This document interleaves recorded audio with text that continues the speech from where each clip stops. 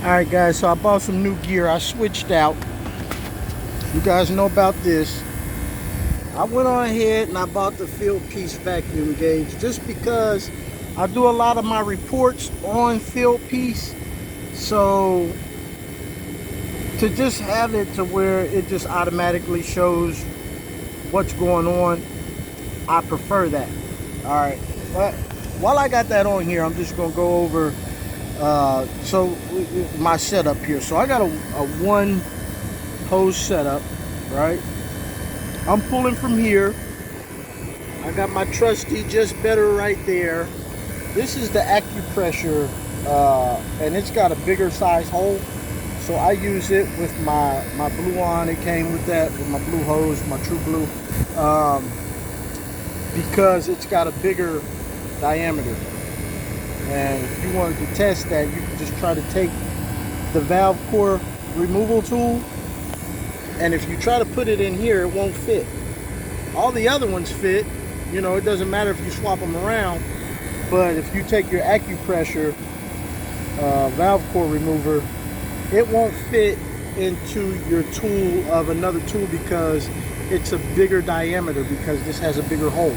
So I have to use this with my blue on hoses, because I know this is a bigger diameter, this is a bigger diameter, so you're just to complement it all, right? So that's why I got the both on here, but I still use this one with my my new vacuum gauge. So the setup is, I got this one on here, all right? This Snapback, it's alright, but I use it because just in case I get refrigerant in it or something. I don't really care if I get refrigerant in now,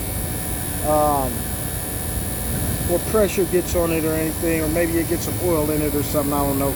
But I don't really mind something happening to it. So I put it on the vacuum side so I can see what's going on the vacuum side. And this is my gauge for my decay test and everything like that, alright? So you can see this one jumped around a little bit. I'm getting some refrigerant in here. But a lot of times I see comments from guys where they're, I might let some refrigerant in, where they're taking back vacuum gauges and stuff saying they won't hold vacuum. And I just want to maybe give some insight to that. Like, if you have a system that has moisture in it, when you go to do your vacuum decay test, first of all, you don't want it here. Alright, I'm gonna just show right quick. Get this other one on. So we're at 280 on this, right? 280 micron. And here, I just turned it back on, so it's going to take a little minute to get where it really is. That I kind of don't like about it. The Snapback kind of gets straight back to where it was when it turned off, and the Field Piece takes a little more time. So let's say we're right around 330. Really, we want to try to get to around 250. I'm about to go to lunch. I'll leave this running to try to get there. But I just want to show y'all something on the flip side of this. So say I'm hooked up here. This is acting sporadic. Once it gets kind of low, there's gas flashing or whatever.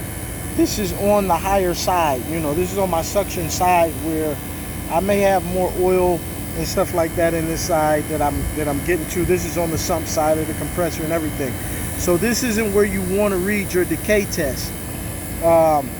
This is where you're going to pull the most of the refrigerant coming out of oil and things like that from. So let's say we're at 270 here, and I just cut that off. Let's say I'm doing a 5-minute decay test on this, and you're going to see this will hit 1,000 quick, right?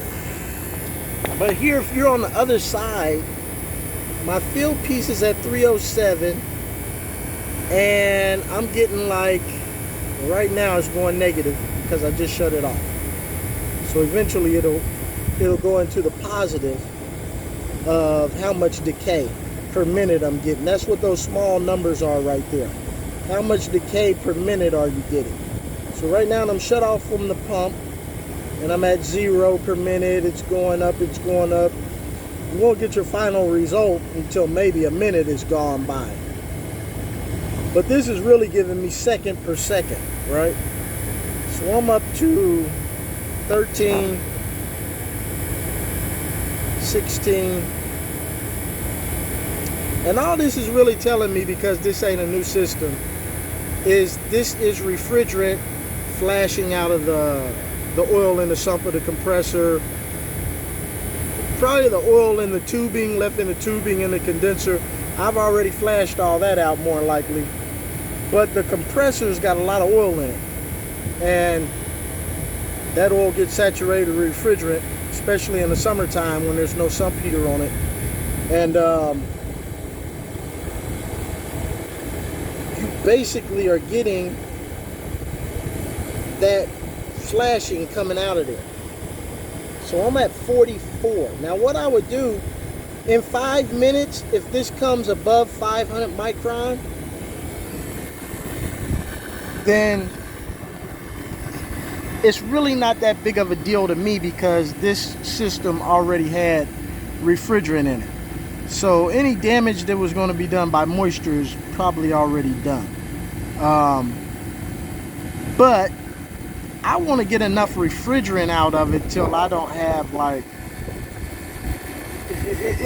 for the same reason that you turn your bottle upside down when you charge. You don't want to get a so all these, the 410 alpha, most, if you're not dealing with R22, you're dealing with an azeotropic refrigerant.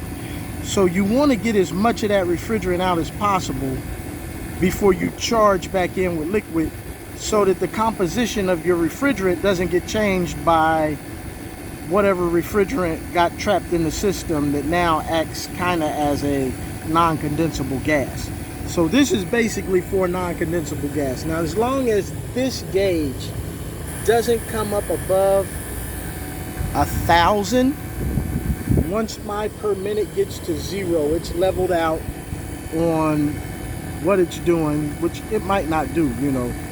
But if I'm not getting above 1,000, I'm okay. I'm ready to put refrigerant in. Now, if this was a new system that hadn't had refrigerant in it, or something like that, you know, I'm just pulling the piping down or something, well then I want to pull that down to like 250, and I don't want to see it come past 500. And then if it does get to 500, I want to pull it down again until, you know, I'm leveling that at around 300, and I hit 0 on my decay per minute. All right, that's what I want to do. So if you got a gauge and it's coming up, you probably have refrigerant in the system, or you probably have moisture in the system, and that's usually why your gauge is steadily rising. So it just means you need to pull a deeper vacuum, and you probably need to get a better vacuum setup or something like that. So you need to check all that out first before you get on a system and see what you got going on with the system. Like most people, when I get my vacuum gauges, I test them on a tank first. So go get you a new tank, you know, pull the vacuum on the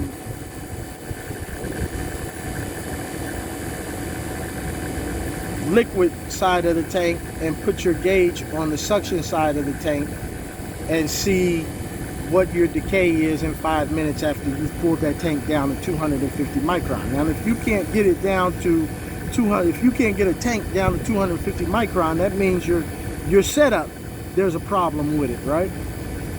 So those are the ways you want to test your micron gauges. But this one is doing pretty good. I've had that valve shut here. I've been rambling on probably for about 5 minutes now, and I'm at 12 per minute now. Started at like 20, so I'll probably level out on the 500 here. I could probably stop this right now, but since I'm finna go to lunch, I'm going to let it go ahead and pull down even more and make sure I just got all the refrigerant out of here. no sense in just stopping now. So I just opened it back up, but yeah, I was at 430. But that's how you want to test your micron gauge. You definitely didn't want to go with this one. That one came all the way back up to 900. I don't know if I showed it, but you're not dealing with that side there that's on the vacuum. You want to go on the opposite side from where you were pulling, and you'll get a much better showing of your rate of decay. All right, y'all, I'm out.